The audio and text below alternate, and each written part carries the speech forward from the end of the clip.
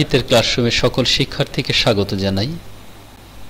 আজ আমরা বাংলা সাহিত্যের মধ্যযুগের অন্যতম একটি রত্ন, হ্যাঁ রত্নই বলা যেতে পারে, বৈষ্ণব পদাবলী সাহিত্য।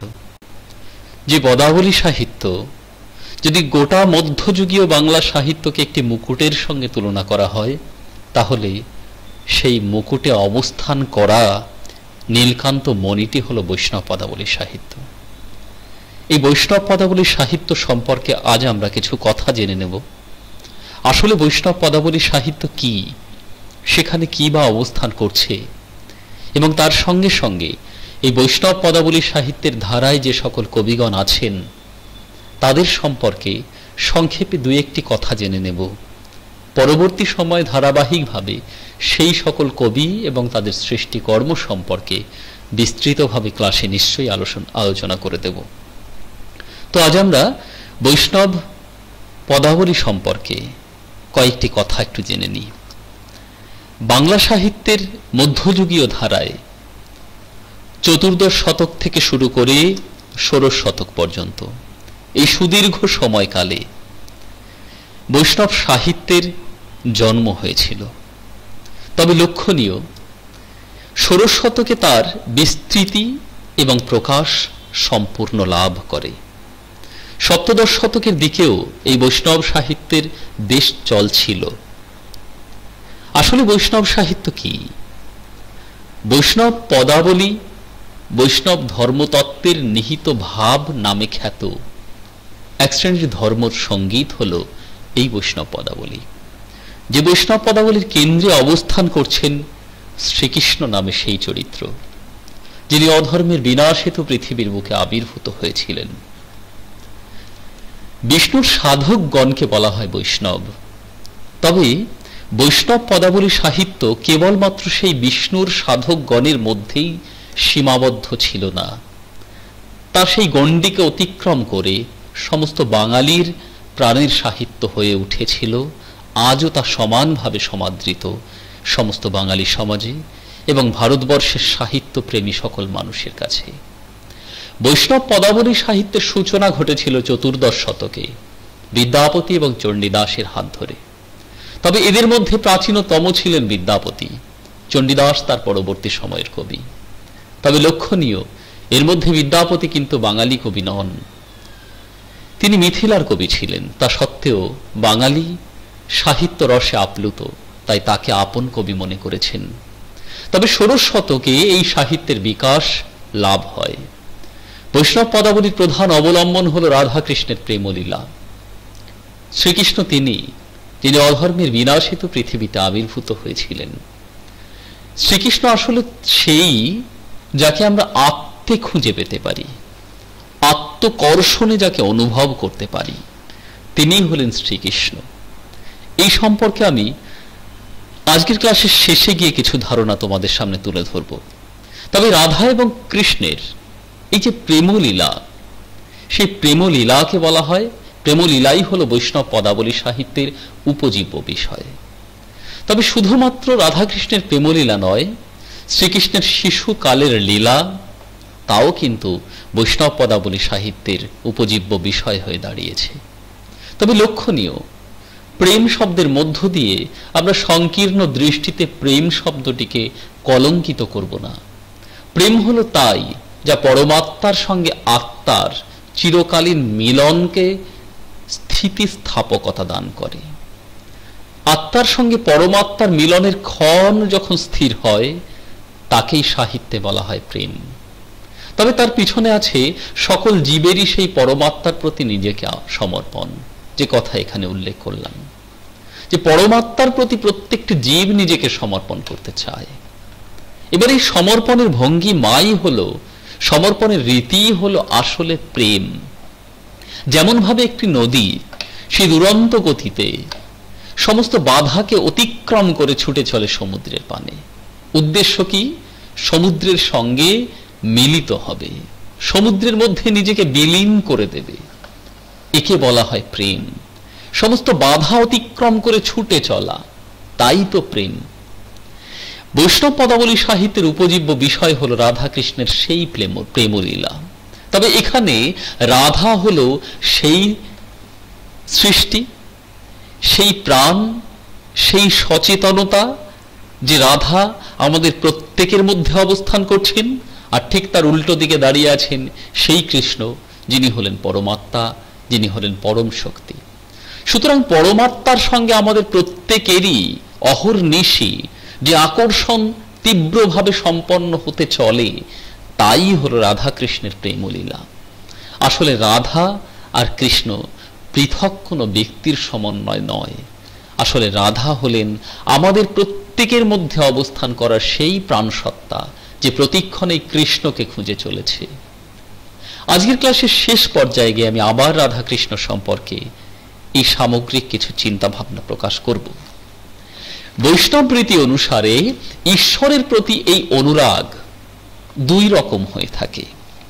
এক অনুরাগকে বলা হয় হৈতুকী এবং আরেকটিকে বলা হয় অহৈতুকী। অত্যন্ত গুরুত্বপূর্ণ এই স্থানটি বৈষ্ণব রীতি অনুসারে।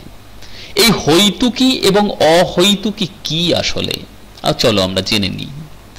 কিছু কামনা এবং প্রত্যাশায় যখন আমরা ঈশ্বরকে ডাকি, পরীক্ষায় ভালো রেজাল্ট করব সেই জন্য ঈশ্বরকে ডাকা, লটারিতে ভালো ফল করব সেই জন্য ঈশ্বরকে ডাকা, কোনো না কোনো ইচ্ছা যখন লুকিয়ে থাকে ঈশ্বরকে ডাকার পিছনে, তখন সেই কামনাকে, সেই ভক্তিকে বলা হয় হৈতুকী। ঠিক উল্টো দিকে দাঁড়িয়ে যখন বিনা প্রত্যাশায় আনন্দ আস্বাদনের হেতু আমরা ঈশ্বরকে বন্দনা করি, ঈশ্বরকে ডাকি, তখন সেই প্রেমকে বলা হয়, সেই অনুরাগকে বলা হয়, সেই ভক্তিকে বলা হয় অহৈতুকী ভক্তি। এই দুই ভক্তির মধ্যে অবশ্যই দ্বিতীয় ভক্তিটি শ্রেয় এবং অবশ্যই শ্রেষ্ঠ। যেখানে অহৈতুকী ভক্তি, যাকে বলা হয় কৃষ্ণেন্দ্রীয় প্রীতি ইচ্ছা, এই দুটি বিষয়কে যদি আমরা এইভাবে বলি, যেখানে হৈতুকী, একে বলা হয় আত্মেন্দ্রিয় প্রীতি ইচ্ছা। আত্মেন্দ্রিয় মানে নিজের হেতু। যখন আমি ঈশ্বরকে কামনা করি, ঈশ্বরকে স্মরণ করি, তখন বলা হয় তাকে আত্মেন্দ্রিয় প্রীতি ইচ্ছা, যাকে বলা হয় হৈতুকী ভক্তি, যাকে সংকীর্ণ ভাষায় বলা হয় কাম। অর্থাৎ আত্মেন্দ্রিয় প্রীতি ইচ্ছা তারে কয় কাম, কৃষ্ণেন্দ্রিয় প্রীতি ইচ্ছা ধরে প্রেম নাম। আর এই কৃষ্ণেন্দ্রিয় প্রীতি ইচ্ছা যখন জন্মে, তখন তাকে বলা হয় অহৈতুকী প্রেম, যেখানে নিজের জন্য নয়, ঈশ্বরের প্রতি নিজেকে সমর্পণ করে দেওয়া, সমাজের প্রতি, দেশের প্রতি সর্বতোভাবে নিজেকে বিলীন করে দেওয়া, তাকেই বলা হয় অহৈতুকী প্রেম। যেখানে আমরা সেই শ্রী রামকৃষ্ণের কথা ভাবতে পারি, আমরা সেই মানুষটি, রামকৃষ্ণের প্রধান শিষ্য বিলের কথা ভাবতে পারি, বিবেকানন্দের কথা ভাবতে পারি, বর্তমান সময়ের একজন বিশেষ ব্যক্তিত্ব এপিজে আব্দুল কালামের কথা ভাবতে পারি। তাদের প্রেম ছিল অহৈতুকী প্রেম, যেখানে নিজের জন্য কিছু প্রত্যাশা নয়, প্রত্যাশা করেছেন দেশবাসীর হেতু, ঈশ্বরকে ডেকেছেন শুধু আনন্দ লাভের জন্য, ঈশ্বরকে অনুভব করেছেন কেবলমাত্র আনন্দ লাভের জন্য, নিজেকে বিলীন করে দিয়েছেন, উজাড় করে দিয়েছেন। একেই বলা হয় অহৈতুকী প্রেম, যেখানে প্রত্যেকটি আত্মার মধ্যে ঈশ্বরকে উপলব্ধি করে জীবে প্রেম করে যেই জন, সেই জন সেবিছে ঈশ্বর বলতে পারেন যে মানুষ, তা সেই হলেন অহৈতুকী প্রেমের ধারক। গীতায় ভগবান শ্রীকৃষ্ণ তার সখা অর্জুনকে বলেছিলেন, ভীষ্ম পর্বে, নিশ্চয়ই তোমরা জানো 18টি পর্বে মহাভারত বিভক্ত। সেই মহাভারত নামক পুরাণের মধ্যে ভগবান শ্রীকৃষ্ণ তিনি অর্জুনকে একটি কথা স্মরণ করিয়ে দিয়েছিলেন। কি বলেছিলেন? চতুর্বিধা ভজন্তে মাং জনাঃ সুকৃতি নহর্জুন। চতুর্বিধা ভজন্তে মাং জনাঃ সুকৃতি নহর্জুন আর্ত জিজ্ঞাসুরার্থার্থী জ্ঞানী চ ভরতর্ষভ। আবার বলি, চতুর্বিধা ভজন্তে মাং জনাঃ সুকৃতি নহর্জুন আর্ত জিজ্ঞাসুরার্থার্থী জ্ঞানী চ ভরতর্ষভ। অর্থাৎ সুকৃতি লাভের জন্য 4 ধরনের ব্যক্তি আমার ভজনা করে। শ্রীকৃষ্ণ বলছেন কে কে ভজনা করে? ভরত কুরু গৌরব অর্জুনকে উদ্দেশ্য করে তিনি বলছেন, হে ভরতকুল গৌরব, ভরতর্ষভ, তুমি জানো যে 4 রকমের মানুষ পুণ্য লাভের হেতু আমাকে ভজনা করে। তাদের মধ্যে কে? প্রথমে আছে আর্ত, পীড়িত, রোগ শোকে জরাগ্রস্ত, তেমন মানুষ আমাকে স্মরণ করে। আর কে স্মরণ করে? আত্মজ্ঞান অভিলাষী, সে আমাকে স্মরণ করে। অর্থাৎ যে জ্ঞান অন্বেষণ করতে চায় সে আমাকে স্মরণ করে। আর কে স্মরণ করে? অর্থকামী, যে অর্থ লাভ করতে চায় সে আমাকে স্মরণ করে। এবং অবশেষে জ্ঞানী আমাকে স্মরণ করে, যে জ্ঞানের মধ্য দিয়ে তিনি আনন্দ খুঁজে পেতে চান, সচ্চিদানন্দের সন্ধান পান। অর্থাৎ সৎ, চিত এবং আনন্দ। এই সৎ, সত্য, চিত, চিত্ত অর্থাৎ মন, আনন্দ অর্থাৎ সত্যতাকে অনুভব করে মনের মধ্যে আনন্দ অনুভব করা, সত্যতাকে খুঁজে নিয়ে মনের মধ্যে আনন্দকে অনুভব করা, একেই বলা হয় সৎ চিদানন্দ। সেই সৎ চিদানন্দ রূপে আমাকে খুঁজে পেতে চায়। এই 4 রকমের ভক্ত আমার আছে, তার মধ্যে শ্রেষ্ঠ ভক্ত হলো শেষ ভক্ত, যিনি জ্ঞানকে, আনন্দকে অনুভব করতে চান, যাকে ব্রহ্মজ্ঞ বলা হয়। এই ভক্তি, এই যে শ্রীকৃষ্ণ 4 রকমের ভক্তের কথা বললেন, বৈষ্ণব পদাবলী সাহিত্যে এই ভক্তির কথা অন্য রকম ভাবে ব্যক্ত হয়েছে, তাকে ধরে নিয়েই। এবার এই ভক্তগণ তাদের ভক্তি প্রকাশ করেন কিভাবে? শ্রবণের মধ্য দিয়ে ভক্তি প্রকাশ করেন। কেউ শোনেন, শুনে ভক্তি প্রকাশ করেন। কেউ কীর্তনের মধ্য দিয়ে ভক্তি প্রকাশ করেন, অর্থাৎ বলে ভক্তি প্রকাশ করেন, ঈশ্বরের গুণগান করে ভক্তি প্রকাশ করেন। কেউ স্মরণ করেন মনে মনে, তাতেই ভক্তি প্রকাশিত হয়। কেউ পাদ সেবন করেন, অর্থাৎ গুরুজনের সেবার মধ্য দিয়ে ঈশ্বরকে খুঁজে পেতে চান গুরুজনের মধ্যে। কেউ বন্দন করেন, অর্থাৎ নিজেই চিৎকার করে আনন্দের সঙ্গে ঈশ্বরকে স্মরণ করবার চেষ্টা করেন। এভাবে বিভিন্ন রকম ভাবে ভক্তগণ তাদের ভক্তির প্রদর্শন করে থাকেন, যার মধ্য দিয়ে ঈশ্বর আন্তরিক হয়ে ওঠে, ভক্তের মনে আন্তরিক হয়ে ওঠে। আর উদ্দেশ্য একটাই, মনের মধ্যে সত্যতাকে উপলব্ধি করা, আর সেই সত্যতাই আনন্দের সন্ধান দেয়। তাই বৈষ্ণব পদাবলীতে আমরা 5 প্রকারের রসের কথা জানতে পাই। এটা কিন্তু অত্যন্ত গুরুত্বপূর্ণ। বৈষ্ণব পদাবলীতে আমরা 5 রকমের রস দেখতে পাই। কি কি 5 রকমের রস? শান্ত, দাস্য, সখ্য, বাৎসল্য এবং মধুর। এই পঞ্চরস ধীরে ধীরে গাঢ়তর হয় এবং কাছে এসে পৌঁছয়। উদ্দেশ্য একটি, বৈষ্ণব পদাবলীর 5 রসের আস্বাদনের মধ্যে উদ্দেশ্য একটি, তা হলো ঈশ্বরকে অনুভব করা, ঈশ্বরকে কাছে উপলব্ধি করা। এই শান্ত রসের দৃষ্টান্ত স্বরূপ আমরা যাকে দেখতে পাই সে হলো,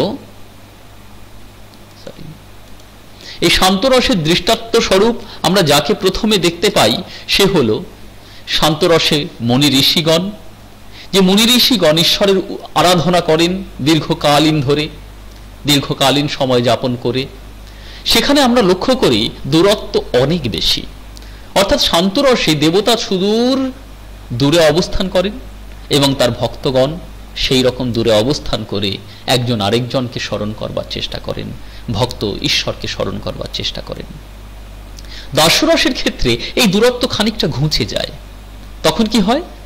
দাস্যরসে অর্থাৎ দাস, যিনি সেবক বা সেবিকা, তিনি কাছে না এলে কি সেবা করতে পারেন? যেমন রামচন্দ্র এবং হনুমানের মধ্যে সম্পর্ক। হনুমান রামচন্দ্রকে তার প্রভু হিসেবে মেনে নিয়েছেন, আর রামচন্দ্র হনুমানকে তার সেবক হিসেবে মেনে নিয়েছেন। দূরত্ব ঘুঁচল খানিকটি। এরপরে কি হলো? সখ্যরস। সখ্যরসের ক্ষেত্রে গোপাল বালকগণ শ্রীকৃষ্ণের খুব কাছের বন্ধু। সুদামা শ্রীকৃষ্ণের অন্যতম বন্ধু, প্রধান বন্ধু, যে সুদামার জন্য উন্মাদ হতেও এতটুকু পিছু পা হননি, সমস্ত নিয়ম ভঙ্গ করতেও শ্রীকৃষ্ণ পিছু পা হননি ভগবান হয়েও। সুতরাং সেখানে সখ্যরস অবস্থান করছে। এখানে লক্ষ্য করে দেখো, এই সখ্যরসের ক্ষেত্রে সমস্ত দূরত্ব ঘুঁচে যেতে চাইছে একটু একটু করে। কারণ সখ্যরসে আমরা দেখলাম ভগবান তার বন্ধুদের সঙ্গে একই পাত্রের খাবার গ্রহণ করতে দ্বিধাবোধ করছেন না, একই দুঃখে কাতর হতে দ্বিধাবোধ করছেন না। সুতরাং সখ্যরসে দূরত্ব ঘুঁচল। এরপরে রয়েছে বাৎসল্য রস। বাৎসল্য রসে কি হয়? সন্তান রূপে ঈশ্বর আমাদের সম্মুখে আসেন। যেমন ভাবে যশোদা এবং যশোদার সম্মুখে তার সন্তান রূপে শ্রীকৃষ্ণ অবস্থান করছিলেন, ছোট্ট সেই নন্দলালা অবস্থান করছিলেন। তিনি হলেন এখানে যশোদা এবং নন্দ বাবা, এরা দুজন বাৎসল্য রসকে উপলব্ধি করেছেন। সুতরাং বাৎসল্য রসে দাঁড়িয়ে আরো দূরত্ব ঘুচে গেল, কারণ সন্তান রূপে ঈশ্বরকে আমরা পেলাম। তারপরে শেষে এলো মধুর রস। মধুর রসের প্রধান অবলম্বন হলেন শ্রী রাধিকা। এ কথা বলতে গেলে, মধুর রসের প্রসঙ্গে আসতে গেলে রবীন্দ্রনাথ ঠাকুরের সেই লাইনটির কথা মনে পড়ে, দেবতারে প্রিয় করি প্রিয়ের দেবতা। অর্থাৎ দেবতাকে প্রিয় ভেবে, প্রিয়কে দেবতা ভেবে আমরা মধুর রসকে আস্বাদন করতে পারি। এই পঞ্চ রসের মধ্যে মধুর রস হলো শ্রেষ্ঠাতি শ্রেষ্ঠ রস। কেন শ্রেষ্ঠাতি শ্রেষ্ঠ রস? কারণ সেই রসে দূরত্ব আর অবস্থান করে না। আমি নিজের মধ্যে ঈশ্বরকে দেখতে পাই, ঈশ্বরের মধ্যে নিজেকে দেখতে পাই। যেমন ভাবে একটা ছোট্ট উদাহরণ দিই, শ্রী চৈতন্যদেব তিনি যখন পুরীর মন্দিরের সেই বিগ্রহ লক্ষ্য করলেন, তখন সেই বিগ্রহের মধ্যে তিনি নিজেকে দেখতে পেলেন। আবার সমুদ্রের নীল রং জলরাশি, তার মধ্যে ঈশ্বরকে উপলব্ধি করলেন, সেখানে ছুটে গিয়ে ঝাঁপিয়ে পড়ছেন। একই রকম ভাবে আমরা যদি রামকৃষ্ণ দেবের কথা ভাবি, তিনি কালীমায়ের মূর্তির মধ্যে নিজেকে দেখতে পাচ্ছেন, নিজের মধ্যে কালীমাকে দেখতে পাচ্ছেন। তাই কালীমায়ের সামনে অর্পণ করা সমস্ত ভোগ সামগ্রী নিজেই গ্রহণ করে খেয়ে নিয়ে বলছেন, নে তুই খা মা, তুই খা। এখানে মধুর রস উৎপত্তি হয়েছে, যে মধুর রসে আমরা ভক্ত আর ভগবানের মধ্যে কোনো ফারাক খুঁজে পাই না, সব মিলেমিশে একাকার হয়। এই মধুর রসের অন্যতম শ্রেষ্ঠ অবলম্বন তাহলে শ্রী রাধা, এবং সেই শ্রী রাধার সঙ্গে শ্রীকৃষ্ণের প্রেমভাব, যা কিন্তু বৈষ্ণব পদাবলীর উপজীব্য বিষয়। শান্ত রসে আমরা কৃষ্ণ ভগবান রূপে পাঠকের কাছে ধরা দেয়, আমরা লক্ষ্য করেছি তিনি ভগবান রূপে আসেন। এরপর ধীরে ধীরে প্রতিটি রসের মধ্য দিয়ে ভগবান রূপ পরিত্যাগ করে তিনি মানব রূপে ভক্তের কাছে ধরা দিতে থাকেন। মধুর রসে গিয়ে কৃষ্ণ পুরোপুরি মানব রূপে ভক্তের সঙ্গে মিশে যান, রাস সৃষ্টি করেন, যা আসলে আত্মা পরমাত্মার মেলবন্ধন। শ্রীকৃষ্ণের সেই রাসলীলা, যে রাসলীলার কথা আমরা সবাই জানি, এই রাসলীলা আসলে কি? রসকে অনুভব, তাই রাস। এবার এই রস কোন রস? এই রস হলো আত্মার পরমাত্মার মেলবন্ধনের রস। এই রস হলো আত্মার মধ্যে পরমাত্মাকে উপলব্ধি করা আর পরমাত্মার মধ্যে নিজেকে বিলীন করে দেওয়ার রস, তাই রাস। যে রাসলীলা, যে রাসলীলার মধ্যে সমস্ত ভগবানগণ অবস্থান করেন, সমস্ত স্রষ্টাগণ অবস্থান করেন, সৃষ্টির সমস্ত দিক সেখানে অবস্থিত থাকে। আসলে সেখানে আত্মার পরমাত্মার মহা মিলন ঘটে, যে অর্থাৎ আত্মার মধ্যে পরমাত্মাকে খুঁজে পাওয়া যায়। যেমন ভাবে ধরে নাও, একজন যোগী কিংবা একজন ঋষি দীর্ঘকাল তপস্যা করবার পর অবশেষে উপলব্ধি করতে সমর্থ হলেন, দেবতাকে অন্য কোথাও খুঁজে ফেরার দরকার নেই, তিনি তো আছেন আমার মধ্যেই। নজরুল তখন তীব্র কণ্ঠে বলতে পারেন, কেন খুঁজে ফেরো দেবতারে ভাই, মৃত পুঁথি কঙ্কালে রয়েছেন তিনি অমৃত হিয়ার নিভৃত অন্তরালে। আত্মার মধ্যে পরমাত্মাকে উপলব্ধি করা গেল, যখন যায় তখনই রস উপলব্ধি হয়, আর সেই রসকেই বলা হয় রাস। অর্থাৎ এক্ষেত্রে ভগবান রূপে শ্রীকৃষ্ণ এবং পৃথিবী অর্থাৎ মর্তবাসীর প্রত্যেকটি প্রাণের প্রতীক রূপে অবস্থান করছেন রাধিকা শক্তি, যাকে বলা হয় শ্রী রাধিকা। সেই শ্রী রাধিকা অর্থাৎ রাধিকা শক্তি এবং অন্যদিকে দাঁড়িয়ে থাকা ভগবান শ্রীকৃষ্ণ পরমাত্মা, এই দুজনের মধ্যে মহা মিলন সম্পন্ন হচ্ছে। অর্থাৎ আত্মা পরমাত্মাকে খুঁজে পেল নিজের মধ্যে, পরমাত্মা আত্মাকে তার মধ্যে বিলীন করে নিল, একেই বলা হয় রাস।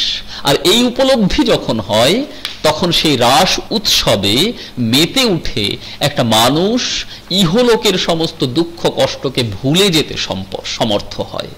রাস উৎসবের মাহাত্ম্য তাই অপরিসীম। রাস উৎসব সম্পর্কে অনেক কথা বলার আছে, কিন্তু সম্ভব নয় সীমিত সময়ের মধ্যে। এরপর আসে শ্রীকৃষ্ণ হলেন সৎ চিৎ আনন্দের মূর্তমান পরমাত্মা। শব্দটি একটু বিশ্লেষণ করি। শ্রীকৃষ্ণ তিনি সৎ, অর্থাৎ আমি যদি সত্যতাকে উপলব্ধি করি তাহলে চিত্ত জেগে ওঠে, মন জেগে ওঠে। আর মন যদি জেগে ওঠে তখন মনের মধ্যে চির আনন্দকে উপলব্ধি করা যায়। তখন কি দাঁড়ায়? তখন সত্যতাকে উপলব্ধি করে মনের মধ্যে এক মূর্ত প্রতীক সৃষ্টি হয়, নাম তার শ্রীকৃষ্ণ। সুতরাং শ্রীকৃষ্ণ কোনো প্রাণ দেহ নয়, শ্রীকৃষ্ণ কোনো অবস্থিত ভাবনা নয়, যে ভাবনাকে সংক্ষিপ্তভাবে সংকীর্ণভাবে উপলব্ধি করা যেতে পারে। তিনি হলেন সেই ভাবনা, যে ভাবনায় মনের মধ্যে চিরকালীন মহৎ মহান আনন্দকে উপলব্ধি করা যেতে পারে। তাই তো তিনি সচ্চিদানন্দ। তিনি তাই সচ্চিদানন্দ, অর্থাৎ সচ্চিদ আনন্দের মূর্তমান পরমাত্মা। অর্থাৎ যখনই মনের মধ্যে আনন্দের সঞ্চার ঘটে এবং সেই আনন্দ হতে হবে কৃষ্ণেন্দ্রীয় প্রীতি ইচ্ছা, অর্থাৎ কৃষ্ণের প্রতি, অর্থাৎ পরমাত্মার প্রতি নিজেকে সমর্পণ করে, সংকীর্ণ আত্মের কথা নয়, সংকীর্ণ প্রাপ্তির কথা নয়, ইহজগতের সংকীর্ণ প্রাপ্তি যেখানে দানা বাঁধবে না, তখনই আনন্দ হয়। বিষয়টা কেমন? আমরা যদি স্বামী বিবেকানন্দের কথা ভাবি, তিনি বারবার বলেছেন, জীবে প্রেম করে যে এইজন সেই জন সেবিছে ঈশ্বর। অর্থাৎ জীবদেহকে প্রেম করার মধ্য দিয়ে, প্রত্যেকটি প্রাণের মধ্যে ঈশ্বরকে উপলব্ধি করবার মধ্য দিয়ে, প্রত্যেকটি মানুষকে সেবা শুশ্রূষার মধ্য দিয়ে আনন্দ উপলব্ধি করা যায়। নিজে গ্রহণ না করে অন্যের মধ্যে সমস্ত কিছু বিলীন করে দিয়ে যে আনন্দ উপলব্ধি হয়, সেই আনন্দই হলো সচ্চিদ আনন্দ। তখনই মন জেগে ওঠে, চিত্ত জেগে ওঠে। রাধা তারই প্রকাশাত্মিক শক্তিরূপ জীবাত্মা। আর সেই সচ্চিদানন্দের মূর্তমান প্রতীক যদি শ্রীকৃষ্ণ হয়, রাধা শক্তি অর্থাৎ শ্রী রাধিকা হলেন তারই মূর্ত প্রতীক। আর সেই প্রতীক রূপে তিনি প্রকৃতিতে এসেছেন।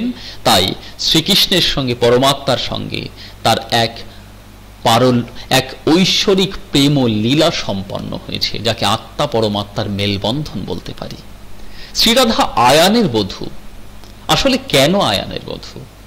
আসলে সমস্ত বাধাকে অতিক্রম করে দিয়েও যে ঈশ্বরের প্রতি নিজেকে সমর্পণ করে দেওয়া যায়, এটা বুঝিয়ে দেওয়ার হেতুই তাকে কৃত্রিমভাবে আয়ানের বধূ রূপে উপস্থাপিত করা হলো।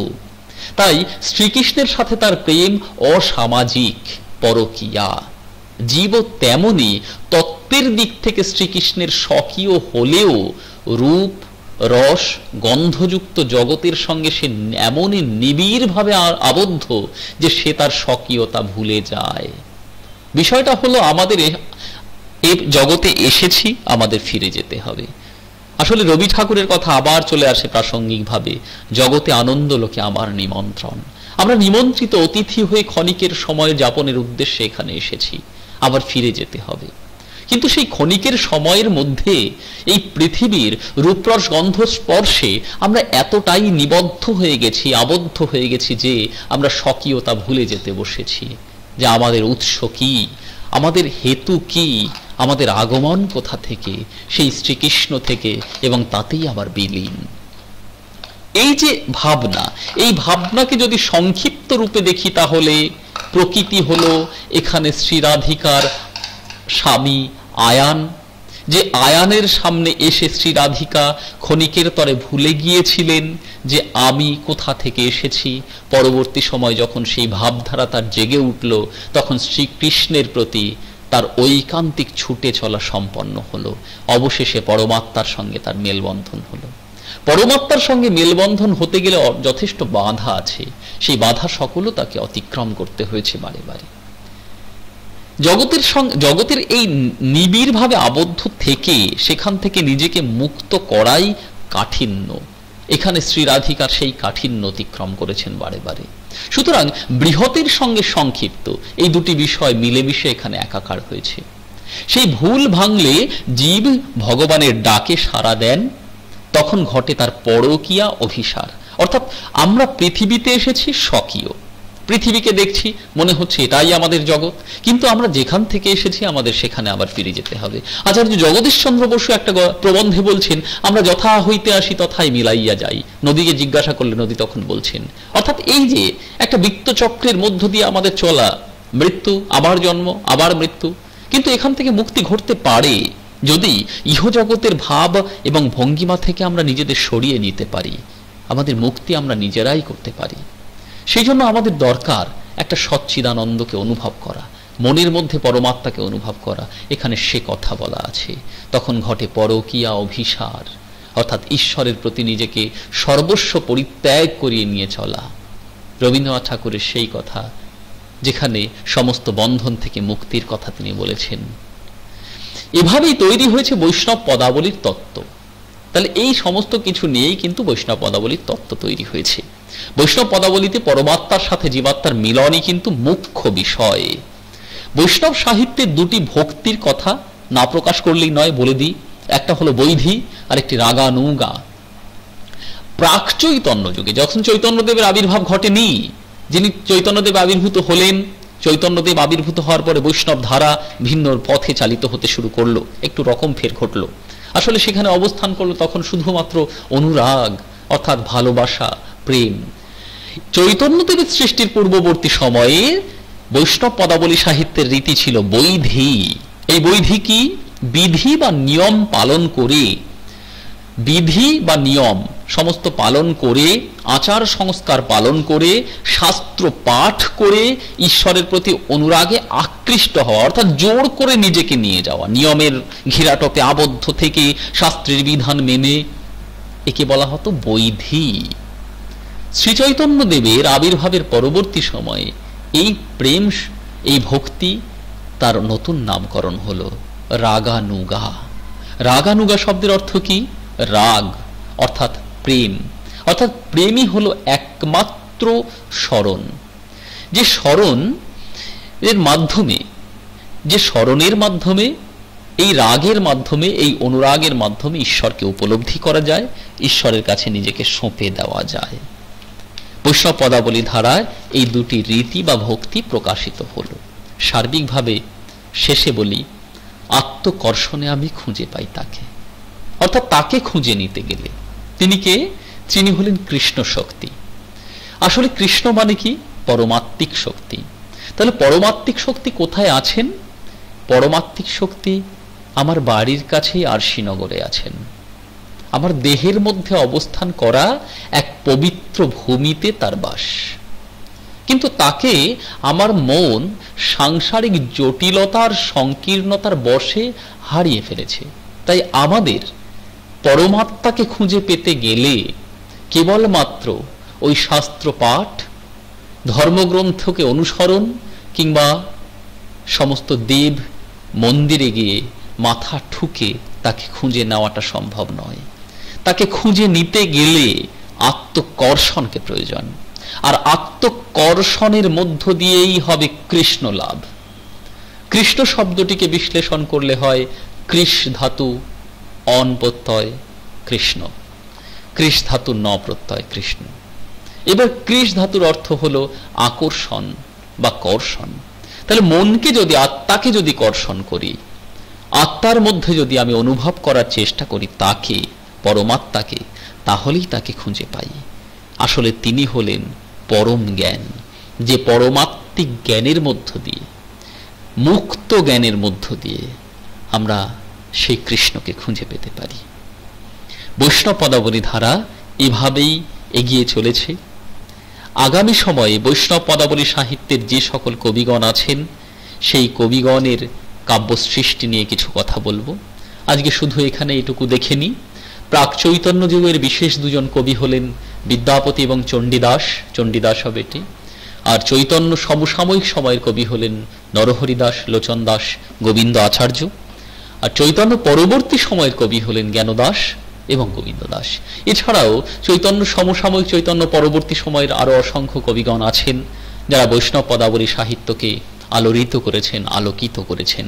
তবে প্রাক চৈতন্য যুগের এই দুজন কবির কথাই আমরা লক্ষ্য করি বারে বারে।